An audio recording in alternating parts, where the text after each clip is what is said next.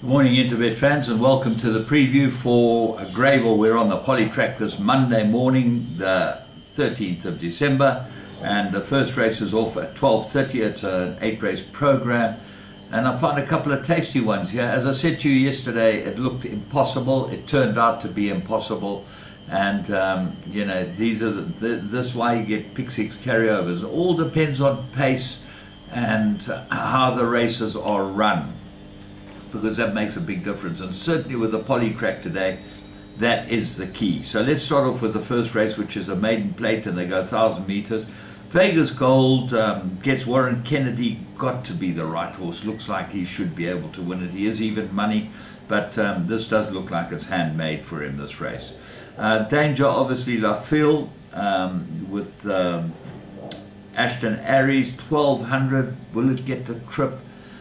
The stable's in form. I think it will go well, but Alma Mater, second run after arrest, is against it, and Anton Marcus jumps aboard this one, so that's also got some sort of chance too, and it looks like a match in the top three. Race 2, this is a 1,200 meter maiden plate for fillies and mares. Now this is very open. There are a lot of horses that got chances here. Interesting, Crazy Blues was ridden by Marcus the last twice it's ran.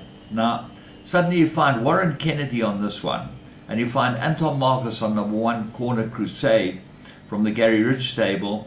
And this is third run after arrest, and it gets the blinkers. So Marcus has obviously been to work it and said to them, listen, put the blinkers on. He rode it last time, and got to be a big danger.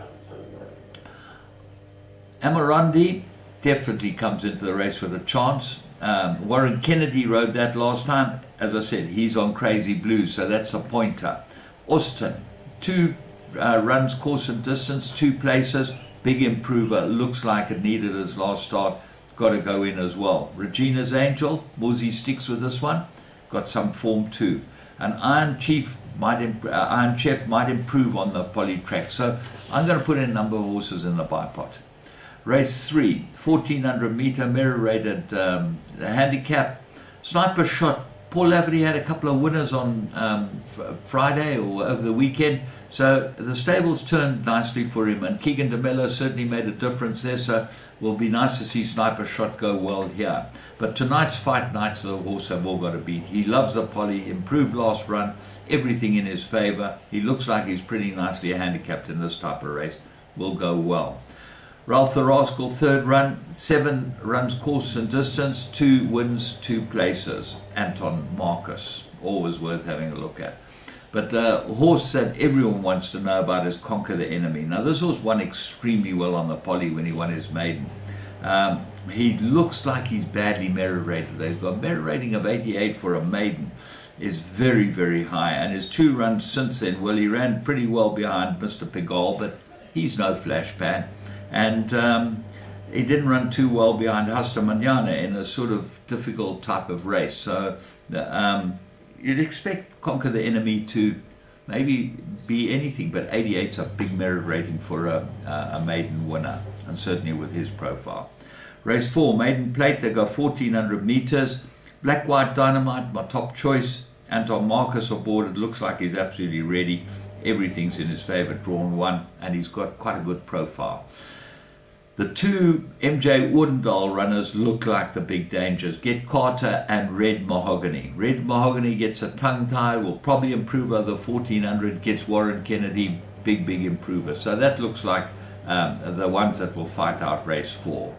Race 5, 1,400 meter mirror rated fillies and mares. I'd like to have an each way bet on number 1, Quick Step Lady.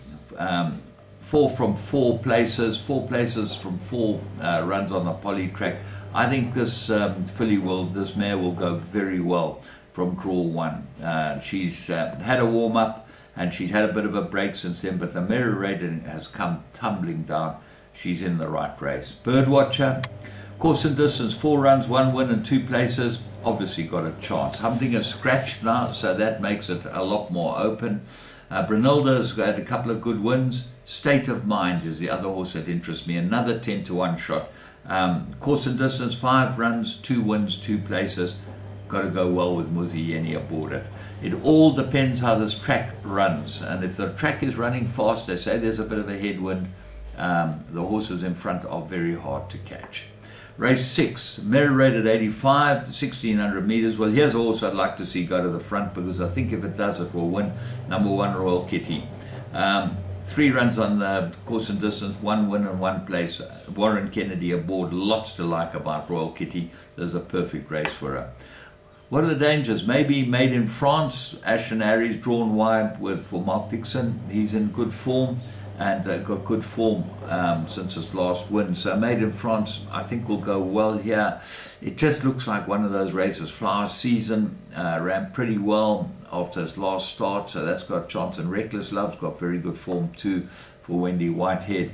Even Kissing Booth might improve over the 1600 meters. Race 7, Fillies and Mares, 1600 meters. I'm going strongly with number 9, Diva Express. If this filly's ready, she's the best horse in the race, and she really has got this at her mercy.